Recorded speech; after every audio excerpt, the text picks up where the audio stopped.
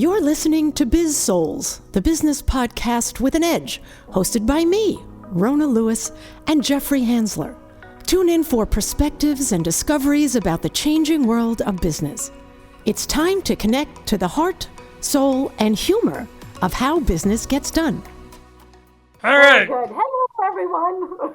We're just trying to figure it out. Welcome to Biz-Souls. I'm Rona Lewis.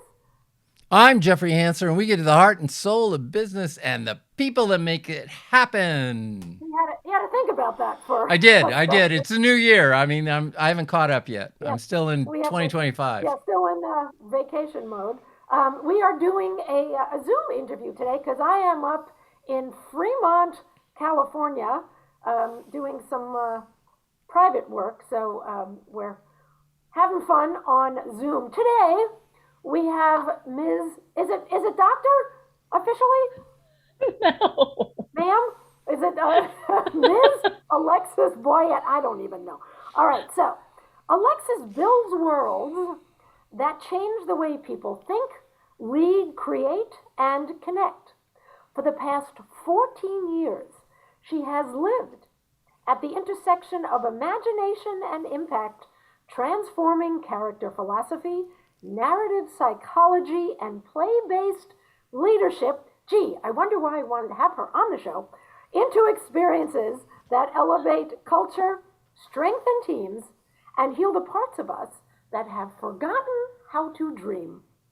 Today, her work spans multiple character-driven universes, each created with the intention of repairing something essential in the human experience. Alexis, what the heck did I just say? Yay!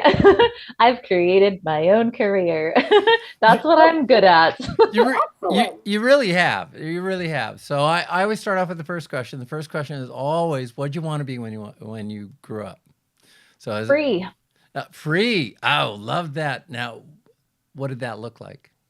Yeah, I wanted to be able to live a life that made me feel expansive, made me feel free, made me feel fulfilled. And growing up, I didn't see that in my environment, not in my family, not in my friend group, not in my neighborhood. And so for me, it was really about dreaming bigger than my environment and wanting to be where the free people are. You're welcome. Well, I got to tell you, do you feel like you've reached that? Because based on our, pre-discussion, I think you've Max, you're doing great on that journey. How you feeling? Thank you. How you feeling?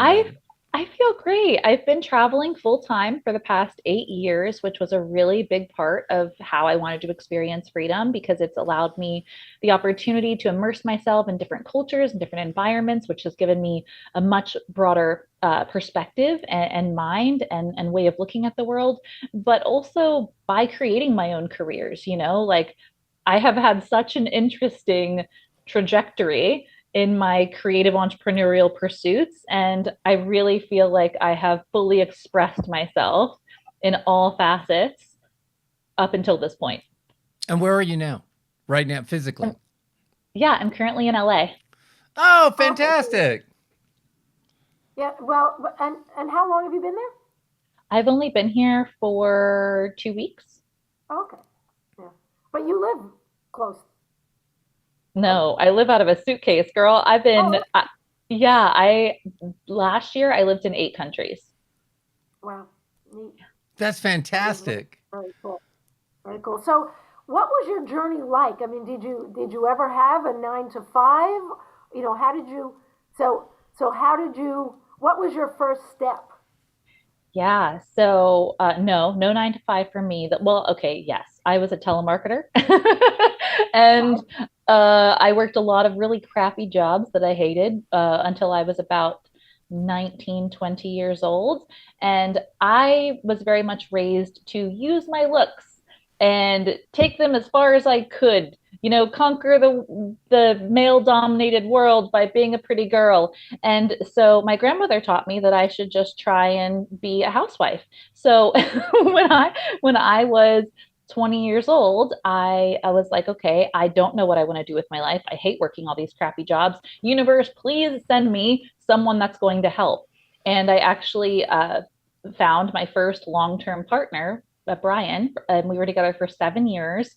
And we had a beautiful breakup. It was very amicable, but he was my best friend, and he financially supported me while I was a model and actress, and while I took the time to be able to heal some of my family trauma and also figure out who I was. And so I actually dedicated my first book to him.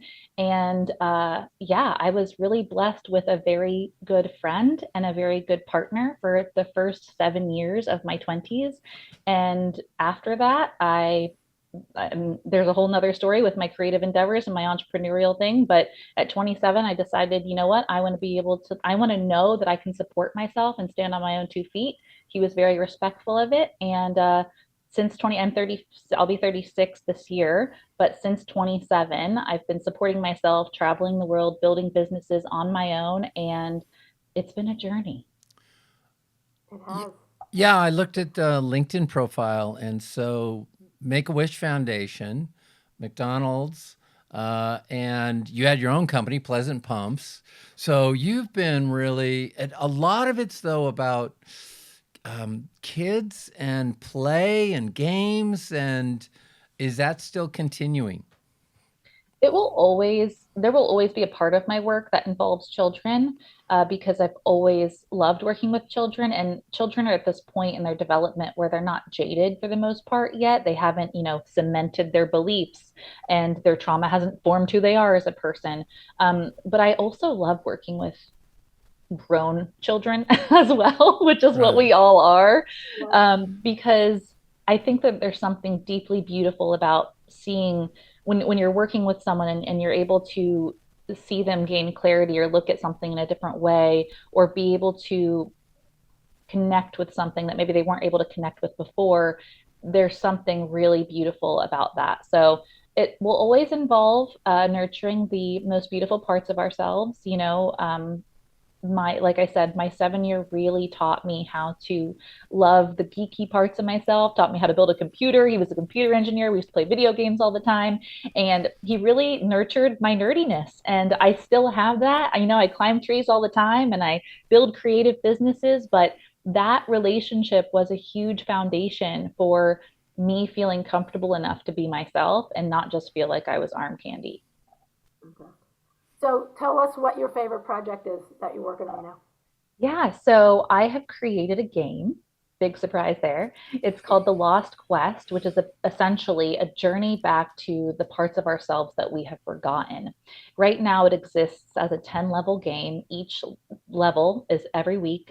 There's a new quest designed to help you level up. So something that has really a philosophy that I've really embraced over the past year. And I don't know if I came up with it or someone else came up with it and I heard it in a dream or whatever, but basically I've learned how to not over-identify with my character. So I believe that I am playing the character Alexis, and she travels around the world and she writes children's books and she does all these fun things. But then there's also another part of me, my consciousness, my highest self, my spirit, whatever it is you want to call it, that knows that I'm infinite and that this human experience is limited, and that Alexis can only respond from her lived experience, beliefs, and things that she's experienced in this lifetime, whereas my higher self can respond from this limitless perspective to where anything can happen. She can create the version of herself that she's always wanted to be, multiple versions of herself. So the game not only helps someone to identify their character, but it teaches them how to move through the world in a way to where they're not constantly over-identifying with everything around them, and therefore a byproduct of everything around them.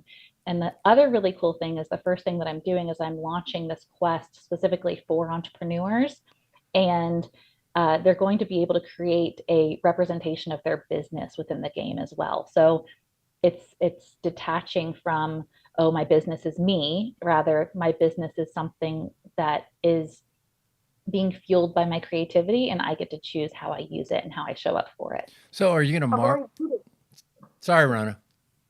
Oh, it's okay. I said it's a very much a Buddhist philosophy in terms of, I am not my body. I am not this thing. I am endless. So yeah, I love that. Yeah, both, Okay. you know, it's that beautiful duality, that beautiful balance of being both, because it's like you can't leave your character, you know, or else you leave the game. Right. So you're in the game, you're in the character, but it's learning the two distinct voices and learning how to respond from either. So are you gonna like market this on Instagram and put it on Meta, Facebook, and do it that way, or? You know what, Jeff? As someone who has had nationwide companies, who's had hundreds of contractors working for her, who's built schools, who's developed global partnerships, who's done the shoe business, who's done everything, okay? I have done and tried pretty much every entrepreneurial endeavor I've wanted to try. And I will tell you that that way of doing business is over for me. I used to really burn myself out on trying to create funnels and strategies and marketing and all these things. And I realized like this is not where my genius lives. So now with my projects that I'm creating, I'm inviting people to be a part of them. And I'm being very discerning with who I allow to be a part of it. So it's not even a matter of if people will buy, it's a if I will let them be a part of it, because it's so personal to me and it's so important for me to know that my projects are being experienced by the right people, especially when they're in the foundational stages of it. So what's the end result? You know, if everything equal in a vacuum, perfection personified, how do you want your people to feel? What do you want them to do with what they've discovered? I want them to have a newer, deeper, more beautiful perspective on life. You know, I've noticed that the way that I move through the world, many people do not move in the same way as me. You know, the cashier at Sprouts, bus driver, the person who's walking their dog that I happen to pass on the street. So many people are in NPC mode, non-playable character mode. They're in autopilot and they're being conditioned by the environment around them, by what's being fed to them through the news, through social media, through their family, through their upbringing, through all these things. And very few of them are actually present. Very few of them are actually there with you. And so my goal is to wake as many people up as I can. And it's not about like being woke or anything like that. But when I say wake them up, I mean help them to remember who they came onto this planet as, the little child that they were, helping them to connect with that version of themselves and create their own story, become the main characters in their own quest, and to really start living intentionally and being intentional with every moment of life they're given. And that's not an easy thing, you know. When Jeffrey and I talk about how employees get so worried about stupid little things, and they get so stressed about everything going on out here that they forget they even have a body, and they're not present at all. And you can't have that psychological safety in life, no less anything else. So I think that's a very worthy cause, and I don't think that's going to be easy because, and Jeffrey, you say this all the time. Our brains lie to us, So how do you get people to accept that and have that growth mindset, that fearlessness of I may not like what I find out. Well, it's very interesting because someone who was a coach, because I've hung up my coach cap, but as someone who was a coach for so long, I definitely was able to experience that firsthand in many different forms. People who didn't want to relive their childhood, people who, didn't want to meditate, they didn't want to do breath work, they didn't want to, they just wanted to stick with what they had. They wanted, and that was comfortable for them. But sometimes our own misery is comfortable. And a lot of people are afraid of personal development and work and self-help books and all these things, but no one is afraid of playing, especially a game. So for me, it's really about infiltration through the side. Yep. Infiltration through the side door. You know what I mean? Like, right. We're just going to play a game. It's going to be super fun. It's completely voluntary. We'll see what happens. Yeah. Just Absolutely. Making it fun. Yeah. You're singing to the choir for Rona. Yeah, that's how Alexis and I were like, we have to talk because we come at it from different ways. And it's the same end, you know. That's why I said Trojan horse, because play is very sneaky. Yep. Like at the end, hey, we learn stuff. We have skills. We're more this. We're more, you know, whatever it is. And yeah, it's great. We're just coaxing that child back out, you know, coaxing them out. Like, don't you want to play? Come on, let's play. And most people will. Like, I mean, okay, so you know how they have, when you're crossing the road, they have the pedestrian walkway. I always jump and play The Floor is Lava on the pedestrian walkway. And 9 times out of 10, I can get whoever is in the vicinity to start playing with me. Right. Oh, that's great. Yeah. Oh, that's good. So That's cool. just inspiring people to play again. So this isn't your only project, though. You've got other projects going on. Would you like to mention them? Oh, my brain is infinite, Jeffrey.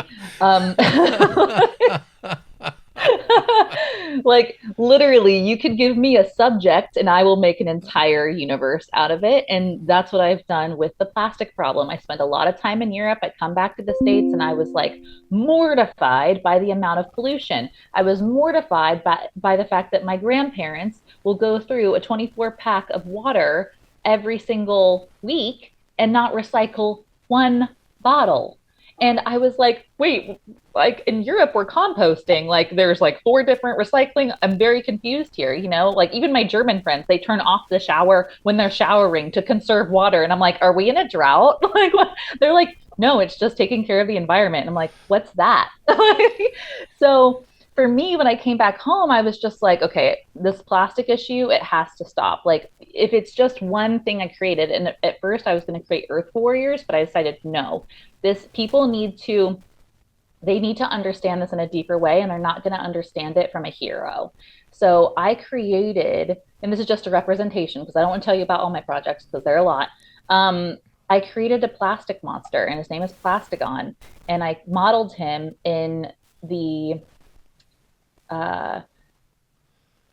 inspiration of Frankenstein, because plastic was originally created to save elephants and it was created to replace ivory. And so whenever it was created as something that was good. And then we took it and we morphed it and we pumped it out into a bunch of different things. And then we were completely irresponsible with it because of the way that it was marketed to us. We thought it was disposable when in reality it never breaks down.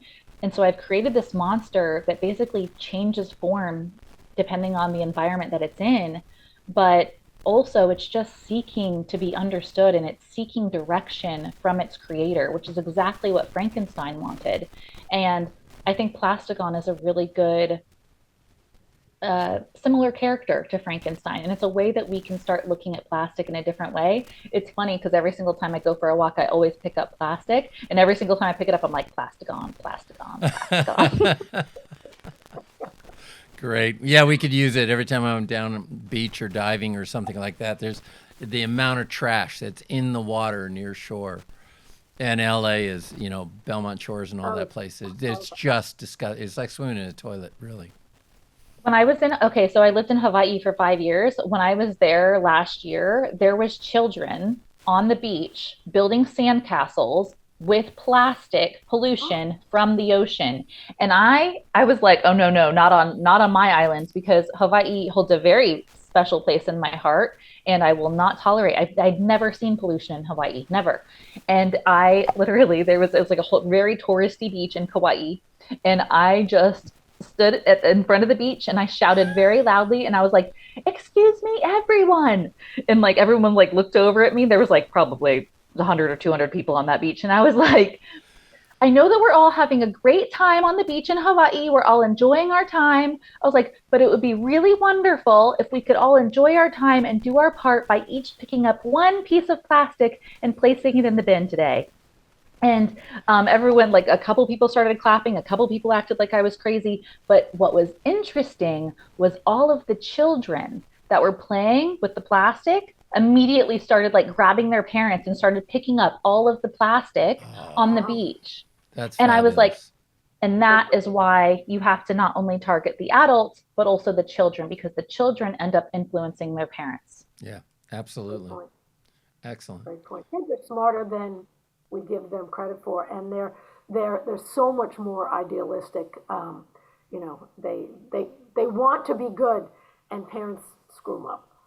Well, it's the purest part of ourselves. Society, it's the ultimate challenge, right? Like if you came in as a character and there were no worldly challenge, there was no systems. Like I remember I used to play Skyrim and I always used to kill the chickens in the villages. Well, if you killed the chicken in the village, because I would always kill the chickens. Anyway, if you kill the chicken in the village, all the villagers will come after you, okay? And then you'll die and then you'll have to respawn. But if you think about it this way, the world is basically a giant video game. We have all these challenges, we have these boss levels, and I think our boss levels are actually our relationships, because that's where the majority of growth happens, is in our relationships with people, not only romantic, but friendships, family. But it's interesting because you have all these things working against you, like you start out so pure and innocent as like a level 1 character as a child.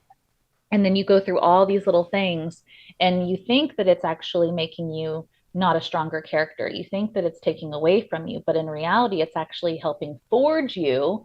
But it's how you choose to look at the forging that determines whether or not you level up. So it's also like it's a perspective shift. That's why I'm so excited about my world. Like it definitely targets personal development and philosophy and quantum physics in a way that I don't think anybody has ever approached it before. So I think it's a great way to look at helping the largest amount of people. So if people want to find out more about what you're doing and how to get in touch with you, give us your contact info. My beats. Yes. So the best way to contact me is either on, actually, I'm not even you can add me on LinkedIn, but LinkedIn is full of spam now. So I don't even really go there for messages unless I'm connecting with you. Right. But I would say my website, which is alexisboyett.com. That's ALEXIS, B as in boy, OYETT. And there you go. Easy enough. If you had one tip you could give to the audience, what would it be? Don't overthink it. Don't overthink. I think, yeah, don't overthink anything. As someone, about that. yeah, exactly. Try not to think about overthinking. As a chronic overthinker, I think that there's this beautiful simplicity to life. And I think that we tend to overcomplicate it by all these shoulds and pressures and expectations, ours and others. And as someone who has created her own career, as someone who has made all of her dreams come true and comes from a family and a programming that does not foster that environment, okay? Does not foster or create that, okay? If you met where I came from, you'd be like, what in the hail? All right. So as someone who has completely changed her life, completely changed her relationship with herself and created her own careers and traveled the world, made all of her dreams come true, I would tell you that the biggest thing that got in my way was when I overthought the process of doing it. Like, for example, when I first started traveling the world, I was like, okay, I have $300. I have no other money coming in. I have a nationwide company, but nothing's consistent. I can't afford rent. I can't afford a car payment. I have nothing. But I really want to travel the world. I was like, but I really want to see the world. And then I was like, well, I could become a flight attendant. And I was like, no, that's not going to work because I need to grow my business. Alexis, this ending is taking Wait, forever. I'm almost done. So long story short, I came across house and pet sitting and I did it for free, and you can do anything that you want. Yay. Excellent. There we go. Excellent. All right. I love you, Alexis. I am so glad that we met each other. We will continue our conversation. And once your games and your worlds really hit and go viral, we will have you back and, see how you got there. Only when I go viral? Really? I'm Fine. expecting it within the next 6 months, all right? How about that? All right, Alexis, thank you so much for being here. I can't wait to see where this goes, because you are doing things that no one else has thought of. Thank all you. Right. That is it for us. I'm Rona Lewis. I'm Jeffrey Hansler. And this has been Biz-Souls. Thanks for playing. Thank you. You've been listening to the Biz-Souls podcast with your hosts, Rona Lewis and Jeffrey Hansler. Did you have fun? Subscribe, rate, and leave a review. It's very much appreciated. Talk to you next week.